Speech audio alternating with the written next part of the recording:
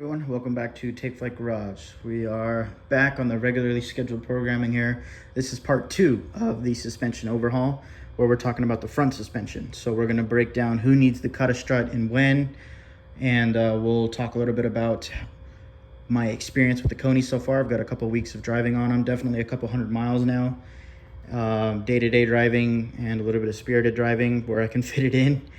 And we'll talk about the process of changing the front struts, the front suspension. I'll kind of interject a couple clips that I took while I was in there. Some things that are just going to be kind of a pain that you should take note of.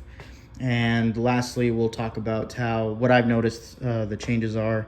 And really, are these worth it? Is it really worth doing all this work to the car? So stay tuned for that. Spoiler alert, yeah, it's definitely worth it. And I'm actually really partial to the Konis. And actually, to my surprise, which I wasn't expecting, this car originally had Bilsteins in it. So it already wasn't on factory front suspension. So I can also in this video compare the Bilsteins to the Konis and at least make a personal recommendation as to why I would pick one over the other one. So let's dive right into it. Let's kick off with the big piece of information that I think all of you need to pay attention to. There's a lot of misunderstanding that I kind of see out there. So not every car, not every 944 requires the cut-strut method if you want to change the front suspension. That's the biggest thing that I see that a lot of people don't know about. There are certain model years up to 86 non-turbo where the strut inserts are replaceable. There's a cap nut in there, and I'll try to interject some footage that I took. I'll use probably the same piece of footage multiple times so you can kind of get an idea of what's happening. But there's a nut cap on the strut housing. You remove that, and that is what allows you to remove the strut insert from the housing itself. So again, it depends on the trim of your car. It depends on the year. But it's not across the board where they all require the cut-strut. The cut-strut method is for the cars that have sealed suspension units, basically sealed strut housings as part of the front suspension. So I don't want to fire off option codes because I'll probably get it wrong, and I don't want to do that. But basically the way that I look at it is just based on model year, suspension setup, and trim of the car. So if your car is 86 forward, if it's an 86 turbo or an 87 non-turbo forward, you should really double check and verify that you don't have the sealed suspension units. The best way that I think that you can verify that is, aside from pulling a wheel off and looking at the suspension itself, is to verify that on the forums, check your suspension option codes and all other kind of stuff. So that's the big thing. Now, the reason why people say that you need to do the cut-strut is because, just as it sounds, on that car, there is no removable cap, or on that suspension setup, there is no removable cap. So you literally need to cut the suspension housing open in order to remove the shock insert, and then you can insert the aftermarket Koni strut itself into this Frankenstein kind of process thing, so that you use your stock housings, but they need to be measured, they need to be cut. There's a whole process that needs to be followed and adhered to in order to fit the new or the aftermarket strut housings. And then again, I don't know if those need to be welded. I'm not 100% sure on that. I don't have any experience using the cut-strut method, so I haven't had to deal with it. So this is just more to give you an idea of why people keep saying that and what's all entailed with that. And it really depends on if your car, the suspension setup on your car. So if you have an early car, unless it's, I don't think that there was a factory package for the up to 86 cars that were NA that bumped you up to the sport package. I don't know if it was MO30 or not. Again, I'm not 100% sure. But all you need to know is that just to verify this, check the option codes on your car. It depends on the model year, depends on the trim. So I've said that enough. I think you guys kind of get the idea. So let's talk about the method for this car. So this car you'll have the top nut that you'll need to break loose. An impact is really helpful for loosening and tightening this. Spring compressors are a must, in my opinion, unless you have lowering springs and there's going to be no tension when you lift the car up. The best tip I can give you is, and this kind of relates to an alignment, which we'll talk about in a second here, but by disconnecting the sway bar, using spring compressors, and breaking this top nut loose, and I don't even think at that point I needed to loosen the top strut mounts.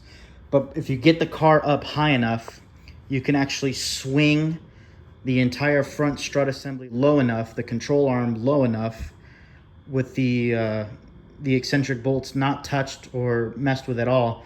You can swing the entire assembly out of the front fender and work on it that way. And what that does is it means that you don't mess with your front alignment at all. So you can throw the car back together. Now, if you're changing things like ride height, and if you're changing the suspension on all four corners, of course, the best practice is to go get an alignment done after that. But at least by not messing with your alignment, you know, you don't need to get the car towed anywhere. It won't be unsafe to drive so long as you torque everything back up and everything is tightened up. For frame of reference here, I've now gone, I don't know, 2.5, 3 weeks with the new suspension, around 150 or so miles, and I have not had to go get an alignment just because the car is driving. It's tracking exactly how it did before. So the safest practice is probably for me to go get an alignment, especially with fresh tires and now the fresh suspension and all that kind of stuff. So I will at some point in the future, but for the time being, it's been okay. It's been great. So that's sort of the difference with the cut-strut method and who needs it and who doesn't. That's really the rundown on the front suspension. The process for changing the front suspension is really not that complicated. You can just swing the, like I said, swing the whole assembly down and out. There's a cap nut on there that you'll break loose. You pull the old shock out, insert the new shock, and then it's just the reverse process for disassembly on both sides, and then you're done.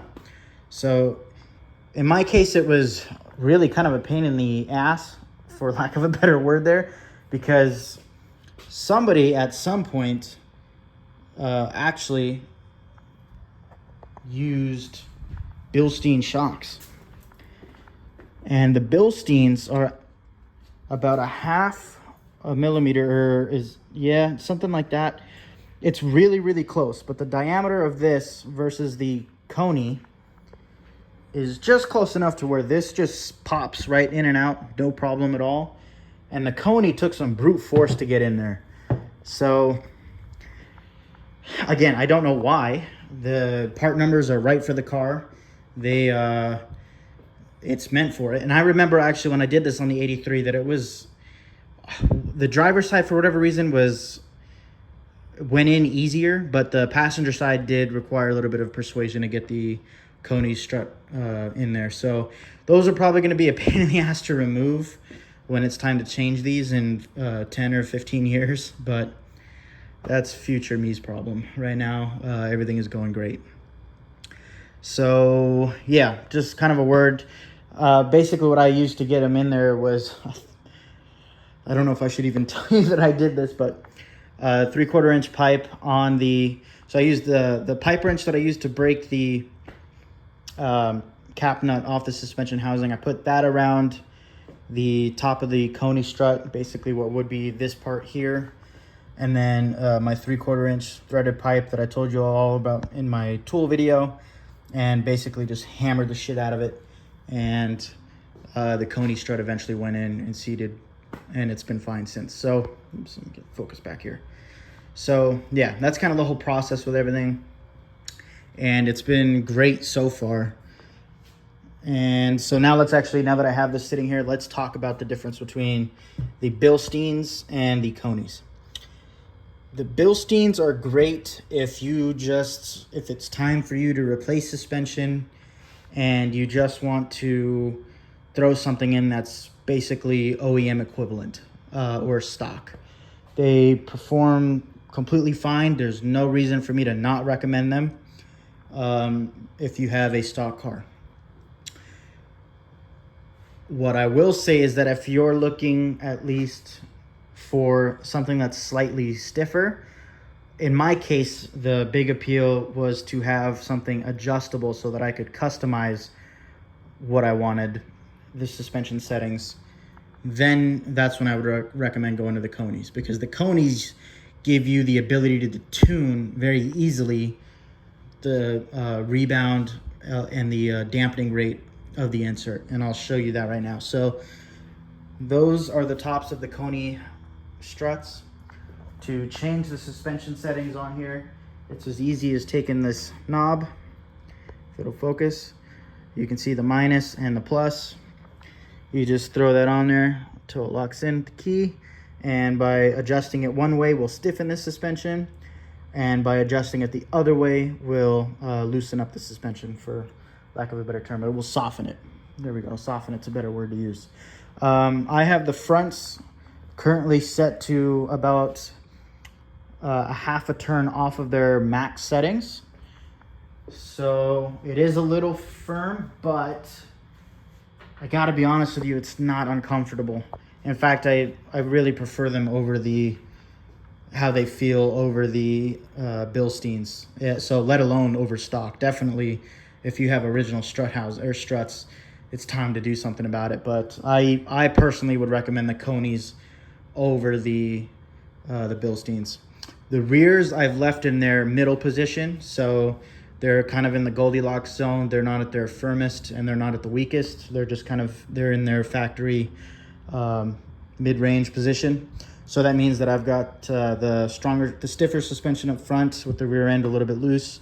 And so this car is technically set up for slightly oversteer. And I've kind of put that to the test. We'll talk about that in a second. But as soon as I lowered the car, there's one huge difference that I noticed. And that was the car actually sat quite a bit lower. It sits quite a bit lower than how it was with the other suspension on there.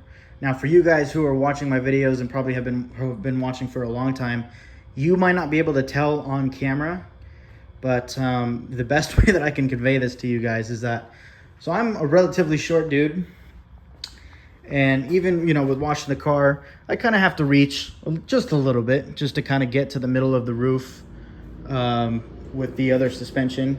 I lowered the car down. The car would kind of come up right to my chest, like right even with my chest. I lowered the car down and I'm like, well, this is sitting like, it's sitting at least, I don't want to say an inch because an inch seems drastic, but from my perspective, just from eyeballing it, I almost feel like the car is nearly an inch, at least half an inch lower than it was before. So where I might need to open the door just to kind of get a little bit more reach in the middle, I mean, I can just straight up almost touch the other side of the car. Like I said, as a short dude. Let's see if I can get you some kind of angles on the suspension here. You can see that the geometry isn't really off. Everything is pretty much how it looked when I took the car off. It's just a little bit lower. It looks great. The car, it's not stanced, but there is something there that's not on a stock 944, where it's a little kind of like, you can tell that a little something is kind of going on if you're used to seeing these cars like that. Something's a little different. And I just love, it's normal for the back wheels to have a little bit of camera to them like that. See if I can try to get it on. Oh, I can't. But I think the car just sits fantastically. So as soon as I lowered the car after doing all the work and completing it, I was like, whoa, that's kind of a big difference. And then there's driving it. I didn't bother driving around with different suspension settings and trying to mess with it. I kind of knew what I wanted to go for. And I, right off the bat, was just stoked beyond belief. Better than I expected. And it's one of those mods that's up there at the top of the list. I don't care what other things you do to your car, but Konis on all four corners are a must. And I say that completely. I'm not a sponsor. They didn't send me a set of suspension for me to film these videos. I purchased them off of Pelican. I utilized that 20% sale, and this is one of those models that it was like $672 shipped to my door for all 4 corners. Absolutely worth it. Absolutely worth it. I don't think you need coilovers. I don't think you need any of that stuff. If you have a daily car or a Canyon Carver, Weekend Warrior, autocross kind of time attack car, these freaking Konis are the way to go. It's transformed the driving experience. So now we've got the difference in the steering feel based on the ratio of the diameter of the wheel, and we've got this dialed in, tightened up, just pinpoint precision suspension, and the car is, I can't get it to break loose. I have tried my damnedest to break this car loose on corners, and I can't. It just keeps gripping. Like there's that threshold right where you sort of expect the back end to, okay, the back end's about to come loose. Like you can kind of feel the rear end sort of loosen up a little bit, and the fronts maintain their track. But all the car does is just grip, and it actually goes faster. So it's been an insane upgrade, and it's one of those ones that I highly recommend. I can't say enough good things about it. And other than you sitting in this car and driving it, I'm going to do my best to try to convey that in the third part of this series, where we'll try to film the car from the exterior going around some corners, legally, of course, and at safe speeds, but just to kind of give you an idea. The first day that I put these on and I took a drive with it, I had somebody who pulled out in front of me in my own neighborhood. So I wasn't going crazy fast, but they cut me off in my own neighborhood. And so there's the regular, like, okay, I know once you get in tune with the car, you know what amount of brake pedal you'll need to stop on a dime or to get the car stopped in time. Again, I'm used to that because people drive so poorly out here. The suspension has improved the braking so much that with the same amount of brake pedal travel, the car stopped almost instantly. So again, 20, 25 miles an hour to a complete dead stop where it was without, locking anything up is insane. I wasn't expecting it. Like, the car stopped 10 feet short instead of, 2 or 3 feet short where it might have if, someone is pulling out in front of you. Same thing, I have, something blow out in the middle of the road on me, and the car, it's just that real quick, oh, shit, and you got to jank wheel, and normally you kind of anticipate the amount of body roll and all that other kind of stuff.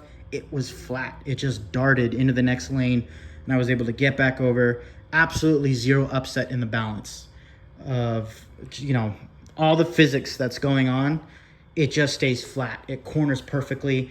The only thing that I hear now is, there's 2 different types of tire squeal. There's the tire squeal you'll get from the tires losing traction, and then you'll get the tire squeal of just pure grip, and that's all I get now.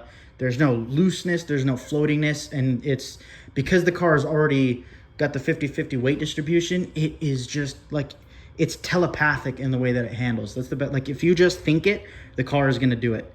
And now, granted, it's not pushing 300-400 horsepower to break the rear end loose seriously, but I mean, you can really carry some incredible speed through some really tight technical corners. And having the ability to tune the car, if I was going to take this on a super long road trip, then maybe I would dial back the front suspension a little bit. But even with how far I have the front suspension pushed, it feels comfortable. It's definitely more comfortable than, at least personally for me, I would rather the car just kind of go da-dunk over a bump rather than da-dunk, da-dunk, da-dunk, and have that slow oscillation back, which is kind of what you get with the Bilsteins. These just kind of, they'll take a bump and that's it, So I can already tell that the car can handle a good amount of punishment. I also think that having the 15s with some bigger sidewall definitely helps in that department, and just sort of the compliance and the forgivingness of the suspension feel. But this is just one of those things. It's not cheap, obviously, but compared to doing a set of coilovers, which are going to be double the price, there's no reason for you to pull out the torsion bar, do any of that kind of stuff, unless you're doing like a rally build and you're lifting it. But if you got a time attack car, a weekend warrior, or anything like that, these Konis are the way to go 100%. So the next thing for me to do is stop yapping about it and try to get out there and go drive. So stay tuned for that next video. I appreciate you guys for watching. And again, just keep in mind your year, your model, and your trim, and do your homework on which cars need the cut-strut method. If you got an 86 like this, that's non-turbo, you should be okay. So thanks for watching, you guys, and I'll see you in the next one.